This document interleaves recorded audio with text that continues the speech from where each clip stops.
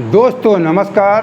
भारत देश के प्रधानमंत्री, राष्ट्रपति और उत्तर प्रदेश के मुख्यमंत्री हिंदू नहीं हैं। ये बात हम नहीं कह रहे हैं, ये बात ज्योतिर्मठ के जगत गुरु शंकराचार्य अविमुक्तेश्वरानंद ने अपनी गोध्वज स्थापना भारत यात्रा के दौरान जब उनका लखनऊ प्रवास सोमवार को हुआ, तब उन्होंने एक बहुत बड़ी बात कहा कि भारत देश में अभी तक कोई हिंदू प्रधानमंत्री, राष्ट्रपति और उत्तर प्रदेश के मुख्यमंत्री नहीं हुए हैं। उन्होंने अपनी गोध्वज स्थापना भारत यात्रा की शुरुआत रविवार के दिन अयोध्या से किया और सोमवार के दिन वो लखनऊ पहुंचे।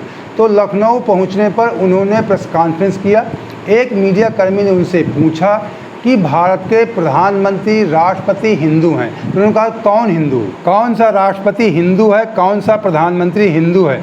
अगर वे हिंदू होते तो क्या उनके शासन में गो हत्या जारी रहती। आप हिंदू हैं, अगर आपको प्रधानमंत्री बनाया जाता है तो क्या आप अपने शासन में गो हत्या को स्वीकार करेंगे। उन्होंने यह भी कहा कि अभी तक कोई हिंदू इन पदों पर बैठा ही नहीं है। उन्होंने कहा कि जैसे आपके लखनऊ के पार्कों में हाथी हैं, क्या वे असली हाथी हैं, क्या वे चल सकते हैं, क्या वे केवल दिखावे के लिए हैं, खड़े रहने के लिए, पेड़ नहीं उखाड़ सकते, सुंदरता नहीं दिखा सकते, उसी तरह ये दिखावे के हिंदू हैं, असली हिंदू नहीं हैं। उनके कहने का सीधे सीधे तात्पर्य था कि भारत देश के प्रधानमंत्री, राष्ट्रपति अगर हिंदू होते तो भारत देश में एक भी गौ हत्या नहीं हो सकती। उन्होंने सीधे मीडिया कर्मी से ही सवाल किया कि अगर आपको प्रधानमंत्री बना दिया जाए तो क्या भारत देश में गौ हत्या होने देंगे। उन्होंने यहाँ तक मीडिया कर्मी से कहा कि भारत देश दुनिया का सबसे ज़्यादा गोमांस निर्यात करने वाला देश है।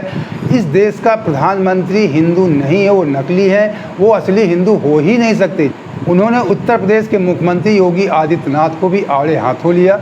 उन्होंने कहा ये आश्चर्यजनक है, जिस प्रदेश के मुख्यमंत्री महंत योगी आदित्यनाथ हैं, आपको महंत कहते हैं, और उनके प्रदेश में उनका प्रदेश सबसे ज़्यादा गोमांस का निर्यात कर रहा हो। और उन्होंने ये भी कहा कि भाजपा ऐसी पार्टी है जो मेरा विरोध करती है, मेरी यात्रा को रोकती है। मैं नागालैंड गया था, मुझे वहाँ रोक दिया गया, तो उन्होंने कहा मैं फिर नागालैंड जाऊँगा। और भाजपा वाले मुझ पर आरोप लगाते हैं कि मैं भाजपा का विरोध करता हूँ, लेकिन हम भाजपा की लुटिया नहीं डुबो रहे हैं, हम उन सभी कसाई पार्टियों की लुटिया डुबो रहे हैं जो गो हत्या को बढ़ावा दे रहे हैं। राष्ट्रपति और प्रधानमंत्री से गंगा और गौ माता की रक्षा के लेकर के कई बार समय मांगा, लेकिन किसी ने भी समय नहीं दिया।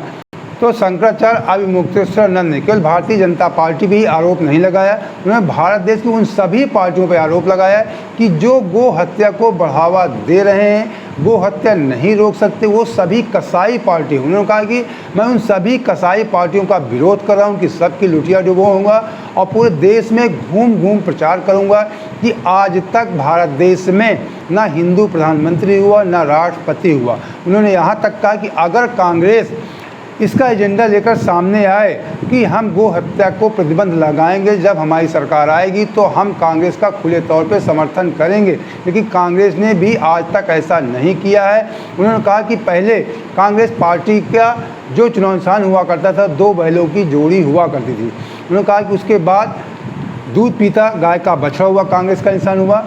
उसके बाद धीरे धीरे कांग्रेस की नीतियाँ बदल दी गई।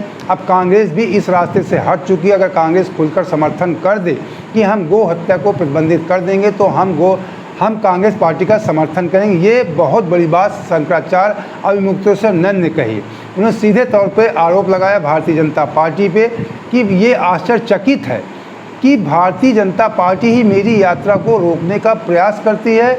और ये भी कहा कि मैंने भारत देश के प्रधानमंत्री और राष्ट्रपति से कई बार गंगा और गौ माता के संबंध में बात करने के लिए समय मांगा।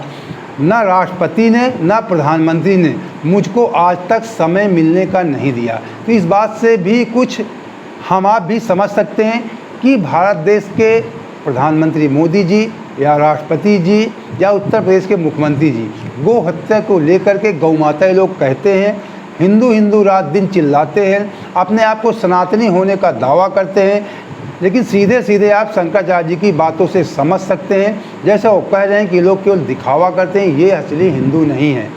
उनकी बातों से ऐसा लगता है कि लोग गो हत्या को रोकने को लेकर के ये लोग सीरियस नहीं हैं, गंभीर नहीं हैं। अगर गंभीर होते तो इतने बड़े देश के शंकराचार्य उनसे समय मांग रहे हैं इस बात पर सलाह मशविरा करने के लिए कि गंगा को कैसे साफ किया जाए और गौ हत्या कैसे रोकी जाए। इस बात को लेकर न प्रधानमंत्री समय दे रहे हैं न राष्ट्रपति समय दे रहे हैं। जबकि प्रधानमंत्री मोदी जी कहते हैं गंगा माँ ने मुझे बुलाया है।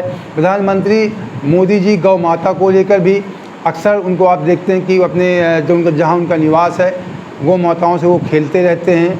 अभी पिछले हफ्ते उनके यहाँ एक गाय की बछिया ने जन्म लिया जिसका उन्होंने नाम शायद राम ज्योति रखा। उसके माथे पे कोई निशान था ज्योति का, और उस गाय की बछिया के साथ वो अपना खेलते हुए फ़ोटो और वीडियो भी जारी किया।